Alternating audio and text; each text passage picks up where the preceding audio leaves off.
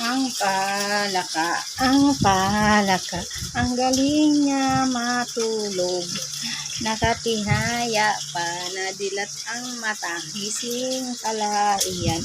Ang pututoy niya, kita na ang pututoy niya, nakatihaya pa. Ay sus, nakatihaya pa kung matulog. Nakatihaya pa kung matulog ang pusang iyan. Ayan, isa pa. Ang matapang ang kanyang kutuitoy. Ayan, nakatihaya ang kanyang kutuitoy. Ang kanyang kutuitoy. Ayan, ganyan yan siya pag natulog siya.